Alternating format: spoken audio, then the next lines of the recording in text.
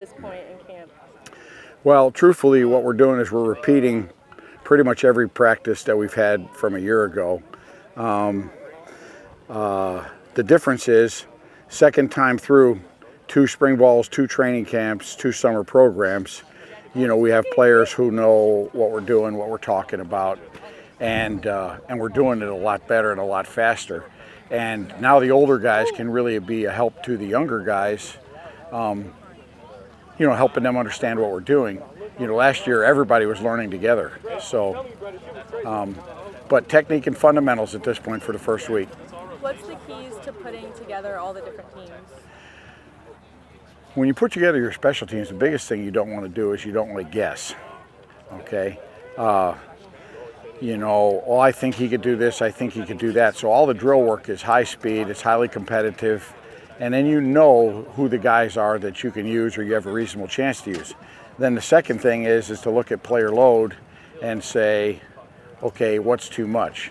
Like Magdalena, Malik Sherrod, and Eric Brooks are probably our 3 best kickoff guys, but they're all starters at their position now. Okay, so they'll be on the kickoff team until we can get them replaced. So the quickest thing is to have them help the other guys to help them replace, and then know that we got a guy in that spot that can pick up where we left off last year. Does it feel more competitive this fall camp? I would say this fall camp feels more competitive, not from the standpoint of from the players that have moved on, but from the standpoint of the familiarity, right? You know, when the assignment becomes second nature, you can maximize effort. So that's what you're seeing is you're seeing really up-tempo practices because of how familiar the guys are with the drills, the techniques, the plays, because we haven't really changed much. And then what about the kicker competition? How's that shaping up? Well, you know, kicking, there's 3 guys, right? Montano, Kennedy, and Dylan Lynch. And, you know, it's sorting itself out.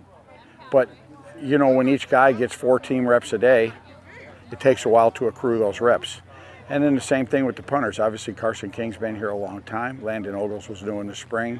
And then Nick Verdugo just got here in the fall. So it takes you 2.5 weeks to work through the numbers till it becomes really clear who's really been productive. Speaking of Carson, what's he done to improve his game in the offseason? Carson is an amazingly strong, flexible, well-conditioned athlete. And so, you know, truthfully, kicking and punting could be a field event in track and field. You know, it's you, it's the ball, and it's like the hammer throw, or it's like the javelin. So it's just a major focus on technique all the time. And then what are you looking for in terms of the scrimmage on Saturday? Well, in the kicking game? Well, just overall special teams. Oh, you know, when you scrimmage, it's very hard to do special teams live because those are really fast, really physical plays. So we go full speed on the blocking and the block destruction, but you know, when it comes to like hitting the ball carrier and doing all that, you got to be smart.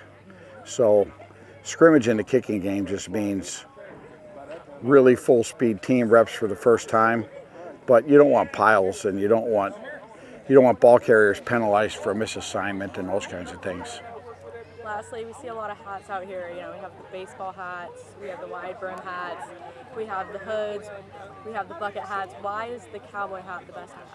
Oh, well, that's an easy question to answer, because let me just tell you something. This right here is the single most recognizable piece of apparel on the planet Earth. Okay, it's the cowboy hat it's the hat of the American cowboy. Okay, and let me tell you, I'm form for function. Okay, I see like Coach Tedford with his hood tucked into his hat and all that, 'cause he's trying to keep sun off his neck. Okay, there's a reason why people wear these when they work outdoors. Okay, this right here is pure sun protection, and the style's not bad either.